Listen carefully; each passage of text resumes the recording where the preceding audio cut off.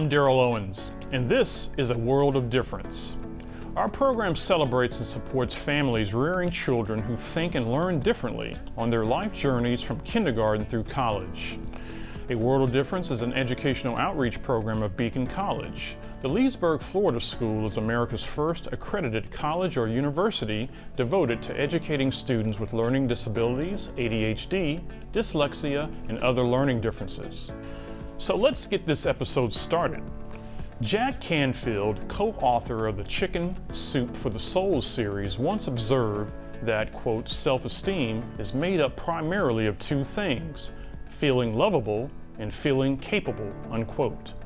Low self-esteem doesn't play favorites, but it can betray a fondness for children with learning disabilities.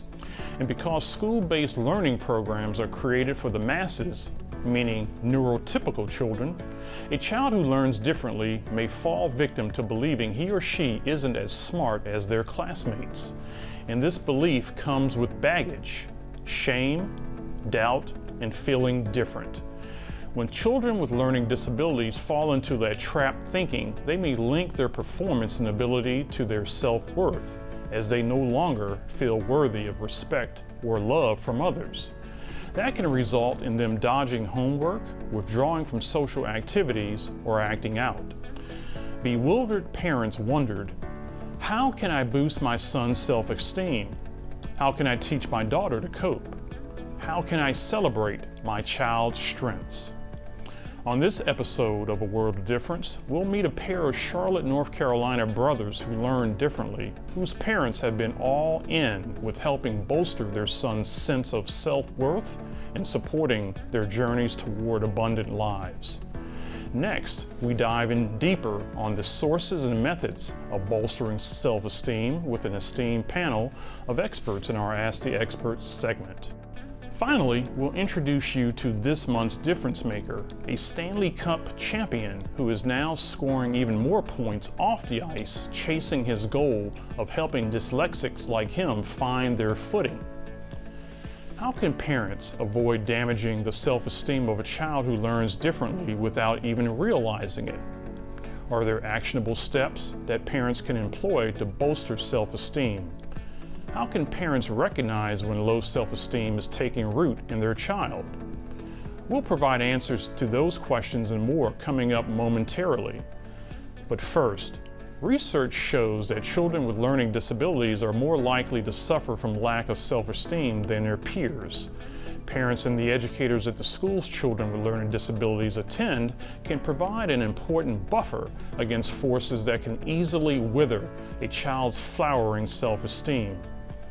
In this month's Family Matters, we visit the Hadley family of Charlotte, North Carolina, whose two sons are feeling lovable and capable with the help of their parents in their school.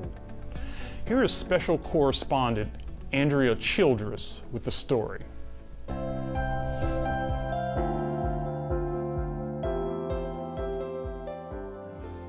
Meet 17-year-old Wilson. He is gregarious beyond what I can describe and loves to chat people up. And 11-year-old Brower. He is always up for an adventure. If you ask him, do you want to do it? He always says yes. Two normal, everyday kids. I like to build things and create things. I like to draw. I play basketball, flag football, lacrosse, swimming, tennis, golf. I do a lot of activities with family and hopefully getting a job this fall. Who were both diagnosed with their learning differences when they were in kindergarten. Wilson has moderate to severe dyslexia, ADHD, reduced working memory, and a benign essential hand tremor that affects his ability to write. He was already accepted to Charlotte Country Day. He was a kindergartner there. And so basically they put in a bunch of things to help him and support him while he was in school. He was very aware. Very aware. He was very aware painful. of everything. And of course for us, that was difficult because we'd go into first grade and all the kids had put their art up on the wall. They were showing it off. And unfortunately, Wilson was like, yeah, there's mine, but it's not very good. It was really hard for him to sit there and know that he was not, making the grades and doing what he needed to do to be successful. Cheryl and Will learned about the Fletcher School in Charlotte, North Carolina from Wilson's teachers. The teachers and the counselors started really getting on Cheryl and me to, you've got to do something, we've got to find a way to help him. And we'll always be appreciative of the way those teachers and counselors helped us find Fletcher. Fletcher's a school where differences are, they're not only accepted, but they're embraced. Everybody there gets what they need.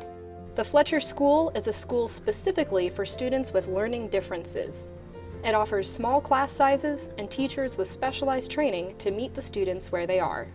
The director of admissions, Susie Culp, said once, she goes, everybody arrives here a little bit wilted.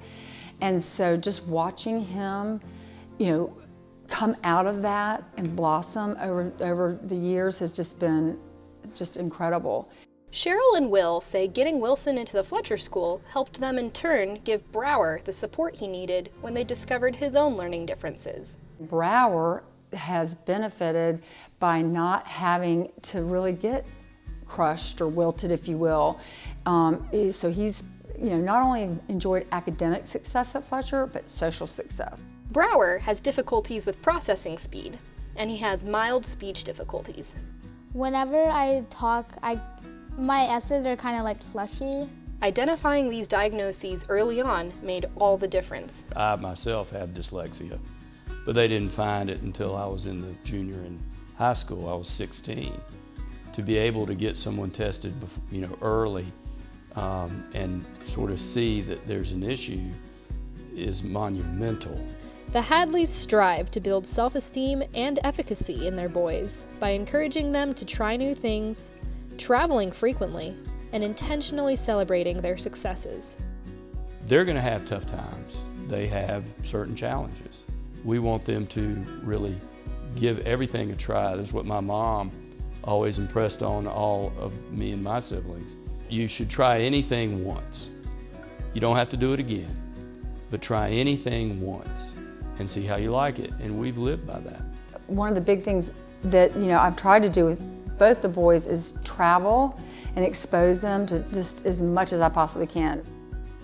I'll encourage them to also perform in the talent show at school, which they are like, oh, they don't want to do it.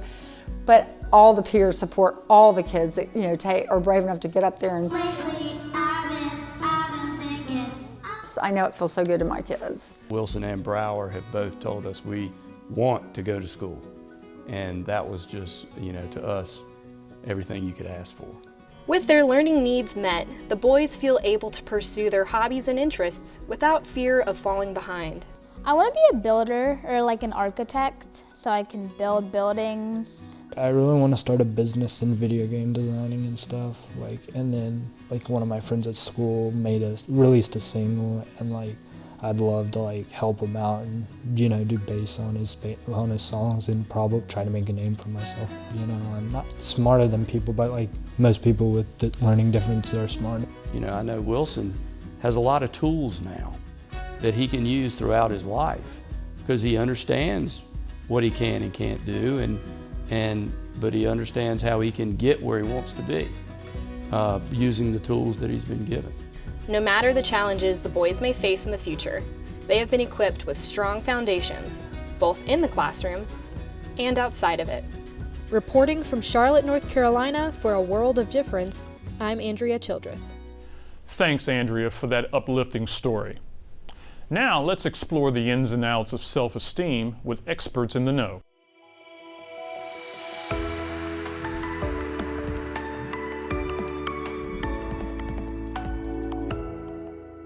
Today we're joined by Tiffany Calderera, Dana Stahl, and Janet Wolf. Tiffany Calderera is a learning specialist at Beacon College, where she provides academic advising while primarily helping students develop a sense of self, advocate for what they need to learn, and strengthen study and academic skills necessary to succeed as collegians. Formerly a varied exceptionalities teacher for Lake County, Florida Public Schools, teaching diverse learners in kindergarten through second grade, she also served as a developmental specialist and family service coordinator in the infant learning program for the Alaska Center for Children and Adults. Calderera earned a bachelor's degree at Southern Oregon University, a certificate in leadership education in neurodevelopmental and related disabilities from the University of Alaska Anchorage, and holds a master's degree in special education from the University of Alaska Fairbanks. Dana Stahl, who learns differently, became a learning specialist to assist children with learning issues in finding compensatory strategies to reach their social, emotional, and academic potential. Stahl's practice, Educational Alternatives LLC, focuses on educational advice, advocacy, and school placements. Recently, she wrote The ABCs of Learning Issues, a practical guide for parents to help them further understand their children's learning, attention, and anxiety issues. This book bridges the home-school gap by demystifying areas of concerns and captures how parents and educators can work together guiding children to reach their full potential. The ABCs of Learning Issues is available in English and Spanish through Amazon.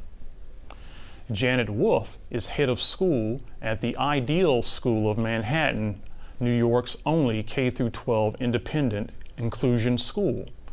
Prior to joining the Ideal School of Manhattan, Wolf spent 13 years at St. Paul's School for Girls, a 5th through 12th grade all-girls day school in Maryland. She began as an English teacher, then English department chair, then academic dean, and associate head for academics. She joined Ideal in 2016 while also being trustee of the Online School for Girls, where she served as chair of the Education Committee and a member of the Finance Committee, and worked to promote the mission, development, and brand recognition of this new school. A graduate of the University of Pennsylvania, Janet also earned a master's in education from the University of Pennsylvania. Joining us in studio today is Tiffany Calderera, and joining us by Zoom is Dana Stahl and Janet Wolf. But our first question today will be to Tiffany. Self-esteem is a term that has various meanings, and particularly when it applies to students with learning disabilities, I'm wondering, how do you define self-esteem? Well, simply put, I look at self-esteem as a way that an individual assigns value to their abilities and their skills, and often looks at how other people may, as they think, look at them too. So in the case of academic self-esteem, a student would be looking at their academic abilities, looking at how other people might be seeing their academic abilities in their opinion, and how successful they are in the academic environment. Thank you, Tiffany. Our next question goes to Dana. Why are students who learn differently more prone to experiencing low self-esteem? Students who learn differently are more prone to experiencing self-esteem because they are unsure of who they are as learners. They tend to use their peers as barometers to assess how they're doing in class, and they realize that they are not as quick to raise their hand, to perform mathematical calculations without the use of pen and paper, or maybe able to memorize spelling words, dates, and facts with ease. These students tend to be unsure of themselves and their ability to perform academic tasks commensurate with their peers. They're not risk takers, and their reticence to complete assignments from initiation to completion of tasks is undermined by their learning differences. Thank you for that. Our next question goes to Janet. What are some of the signs that low self-esteem has crept into a child's school life? Any expressions of self-doubt, a change in a child's attitude about their classes or their activities or friends or teachers, sleeplessness or sleeping too much, struggling to start or finish homework, any sort of procrastination really can be a sign of self-doubt. Also, if a child who has always been easygoing in school is suddenly getting into trouble and talking out in class, that can be a sign of low self-esteem. Or if you're noticing that a lot of your child's teachers are mentioning that they're not participating in class, that can be a sign as well of low self-esteem. And it's really good to talk to your child and see how they're feeling if any of these signs or symptoms occur. Well, thank you. Well, Tiffany, here's another question for you. How easy is it for a parent or even a trained teacher to inadvertently chip away at the child's self-esteem with language they didn't intend to use? I would say, being that we're all human, and there could be a day where we're stressed, hungry, tired, this could lead us to a moment where we communicate something that could be perceived by the student to essentially impact and bruise their self-esteem. It's in that power of communication that through reflective practice that parents and teachers can try and identify what the experience is for the student and recognize that maybe what I just said by saying you should work harder or you should stop being lazy, maybe recognizing anytime you use the word should, you've taken the wrong step towards impacting negatively a student's self-esteem. So through that power of communication, a parent or teacher can recognize where they made the wrong step and take ownership, saying, you know what, I can't believe I said that. That was the wrong thing to say. Let me try this again. And to recognize that they can now positively impact the self-esteem of that student by owning that mistake and also recognizing the student's experience and showing the student they're resilient and so is the teacher or parent. So a comment like, use your brain. How damaging is something like that? I would say inadvertently, while you might be frustrated, it's a sign more that that parent or teacher is frustrated, not that that child needs to use their brain. So the child, of course, will take it personally, and it will make them feel like their ability is being perceived by that teacher or parent as that they don't have a brain. So then is the moment to repair and say, I can't believe I just said that. I must be so impatient right now. Let me try this again. I know you're using your brain. All right, well, thank you. Well, the next question is to you, Dana. How important is having realistic expectations and goals for your child? Parents are their children's best advocates. They know who they are as individuals and as learners, and having realistic expectation and goals for your child is essential in order to maintain a healthy balance between what they can easily achieve and what tasks prove to be more difficult. Educational expectations need to be aligned with understanding your child's strengths and vulnerabilities and the academic demands placed upon them. By having realistic goals for your child, success is obtainable and individual progress is secured. All right, thank you. Janet, while not ignoring a child's differences or deficiencies, how important is it to give equal or even more time to the child's strengths when you're dealing with that child? That's a great question. It's absolutely essential to give at least equal time to a child's strengths.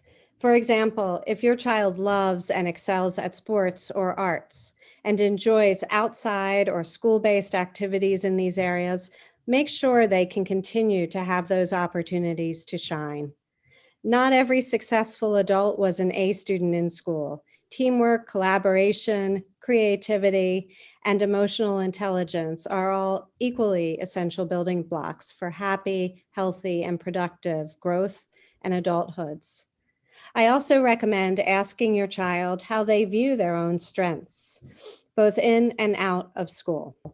Ask your child how you as a parent and how their teachers can build upon their strengths.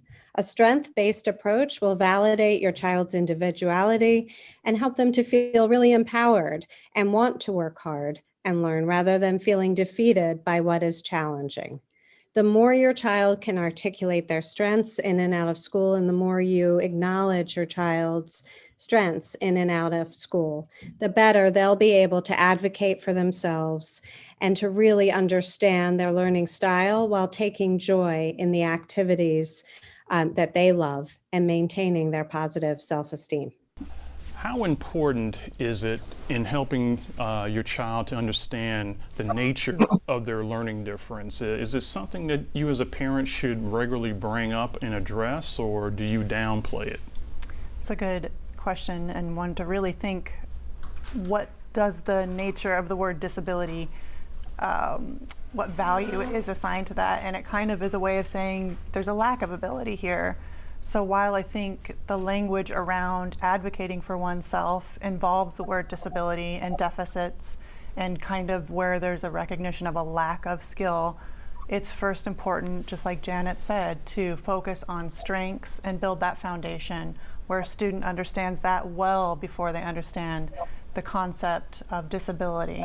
So it is important to educate children around their abilities in learning and how they learn, and then to later teach them what exactly this means in the larger society so that they can advocate at the workplace and at the school for what they need. Thank you. Dana, on A World of Difference, we feature difference makers on every episode, and these are people who learn differently and who have found some measure of success. Is researching and finding examples of people who share the same challenges that your child does to offer as role models, as encouragement, is that a good strategy for parents to try? Absolutely. Having role models as a source of encouragement is always helpful. And finding a mentor who has walked in your shoes and who has experienced some of the same challenges that your child is experiencing is invaluable. At different points in a child's life, encouragement may look different, but what remains the same is that the mentor is able to help define their individual skill sets and then help to foster to develop them. Children who identify with role models, who can relate to some of the specific challenges that your child is experiencing, allows them to see that the day will come where self-confidence and personal success can merge together within their profession. Thank you. Janet, what does it take for children with specific learning differences to overcome the challenges they face and achieve their full potential in the classroom? It's really important that children with specific learning differences receive scaffolds and differentiation targeted to their particular needs. Think of scaffolds and differentiation as a ladder helping an individual reach a higher item on a shelf. Many students need written as well as verbal instructions, large assignments chunked or broken down with specific instructions and smaller deadlines, visual prompts, and audiobooks. You might request also assignment sheets from teachers to help you support even older children at home who struggle with executive functioning. Also, almost all students, but especially students with learning disabilities, benefit from clearly articulated goals and opportunities to practice and revise. Revisiting assignments builds a growth mindset that's essential for success in the face of challenges and allows students to gain both confidence and mastery as they realize improvement over time. Well, we're going to close out with this final question, and it's something that I want to hear from each of our guests today. What are some actionable steps that parents can take at home to restore or build up their child's self-esteem? And I guess the first crack at this will go to our in-studio guest, Tiffany. Really good action steps parents can take is to join in their interest, the child's interest alongside them. Not just observe, say in a team sport, but also to have the opportunity to get into the engaged activity that the child is taking part in. So much can be gleaned from this experience, from seeing all their strengths, how they are excited about learning and engaged in an activity, And that also tells the child that your mom and dad, the center of your world, value you very much and find this interest also very interesting. Thank you, Tiffany. Next to you, Dana. Let your child know that as individuals and learners, each of us have specific strengths and vulnerabilities, and assure them that there are many ways in which to measure success and that we seek progress, not perfection. Another example may be to demonstrate to your children how to smash the task or break things down into manageable components. And this helps them to create a sense of ownership and accomplishment in achieving small segments of an assignment, which lowers anxiety and allows for the successful completion of assignments and tasks, leading to improved self-esteem. Thank you, Dana. And last word to you, Janet. I think it's important to spend time engaging your child in a conversation about their life goals and their strengths. Children think a lot about goals, just as we do as adults, and they want to feel that they have a hand in setting their own course and guiding their own progress. I recommend helping your child list ways that they can use their strengths to accomplish long and short-term goals while taking time for their favorite activities. Also, similarly to what Tiffany was saying, I recommend making sure every day includes time for fun and celebration as a family, even if it's reading before bed, cooking dinner together, or visiting your favorite yogurt store together. Connection with your child is really their greatest asset and will provide them with great confidence and a deep reserve of strength to draw upon throughout their lives. And that time you spend with them, even if it's not doing anything academic, it will just support them and buoy them throughout any challenges they face in the future. Tiffany Calderera, Dana Stahl, and Janet Wolf, thank you for joining us, and thanks for the wisdom. Do you have questions about learning differences? Are there concerns you're facing daily in your journey with learning and attention issues? We're happy to answer your questions on air. Sign up via our website, awodtv.org, to have your questions answered during our Ask the Expert segment on an upcoming episode of A World of Difference. Now, let's meet this month's difference maker. Growing up in Saskatchewan, Canada, Brent Sopple suffered humiliation and lived through some of the worst moments of his life in the classroom when called to do something he just couldn't do: read. But he didn't know why. His self-esteem plummeted. The only place he felt comfortable and accomplished was on the ice. Sopple went on to star as a National Hockey League defenseman with the Vancouver Canucks, New York Islanders, Los Angeles Kings, Atlanta Thrashers, Montreal Canadiens, and the Chicago Blackhawks. It was only after he hung up his skates that his life off the ice began to make sense. Here's A World of Difference correspondent Cindy Peterson with the story.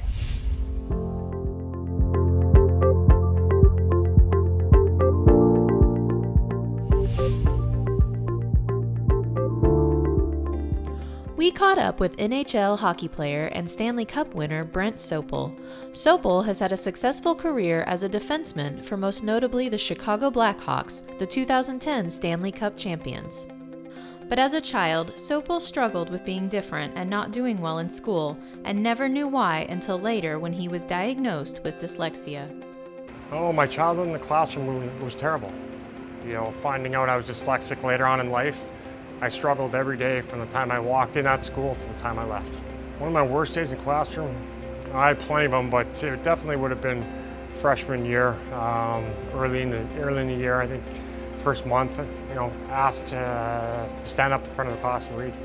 Well, being dyslexic, reading out loud isn't one of our strong suits, and as I'm reading, I'm messing up and saying words that aren't there, and now I've got the whole classroom laughing at me.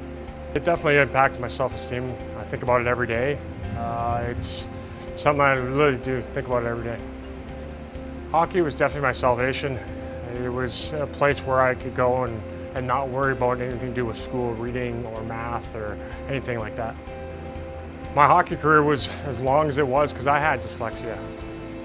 I had to work harder, work ethic, but something called spatial awareness, and my anticipation was definitely because I had dyslexia. Sopple was diagnosed at the age of 32, the same time his daughter was also diagnosed. Yeah, I found out I was dyslexic at the age of 32. I had one of my daughters was struggling, took her into a neuropsych, had her tested. We went back a couple days later and started connecting dots, looking at her answers, and that was all me. So that was a process at the age of 32 of getting diagnosed. You know, to get an answer at the age of 32, it was great for my daughter. I didn't really focus on myself. I was out of school, I was playing hockey. I didn't really care about myself. I was more worried about my daughter and getting her the resources and the help. It was nice to find out that I wasn't stupid, there was something there. Sopple always knew he was different, but now that he knows why, he's using his new knowledge to reach out to kids with disabilities through his new documentary. The name of the documentary is Here to Change the World. You know, I've been saying that for a number of years that I'm going to. You know, being dyslexia is 1 in 5 and hereditary. I want to take it to the forefront. I never want a kid to feel the way I do. That's why I did it, and that's what I'm doing. It's definitely a high goal to change, the world, but one step at a time, and long ways to go. But if I can affect one kid at a time as I'm going, then it's success. Yes, I've gotten a lot of responses, off the documentary, in a lot of different places from parents, thanking me, maybe helping them connect some dots, but having that message, just telling the message that, those kids aren't alone, that I'm struggling there with them. No matter what struggle you're in, you always think you're alone, and that's my message to them, they're not. I want the world to know that dyslexics, get the knock at not being smart. It's just the opposite. A lot of them are on the higher end of IQ, but we just need to be taught a little bit differently. Yes, we may struggle at certain things, but guess what? We excel at others, and every kid is different and just needs to be taught that way. Now Sopple is an advocate for other kids with disabilities, encouraging them to push forward and never give up. As a parent, if you have a kid struggling with dyslexia, you need to pay attention to the self-esteem. If they're doing homework and they're really struggling, close that book. That math question or that science question, whatever, it doesn't matter. That self-esteem is more important. One advice I'd give a kid with dyslexia is you can do it. You may struggle at reading or at math, but it's okay. You excel at other things, and I've done it too. So just because you're struggling there, you're going to be great at other things. So it's all good. For A World of Difference, I'm Cindy Peterson. Thanks for the story, Cindy, and congratulations, Brent. Your hunger to help, your personal experience, and your competitor's heart are a perfect hat trick for making a difference in changing the narrative around dyslexia.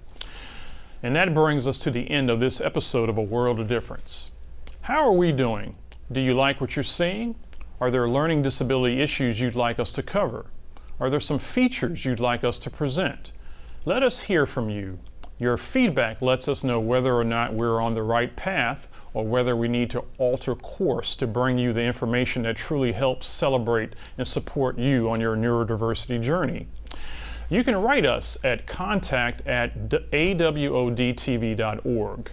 Meanwhile, you can rewatch this episode or catch up on past episodes at awodtv.org. There you'll find bios of our experts plus downloadable expanded tip sheets.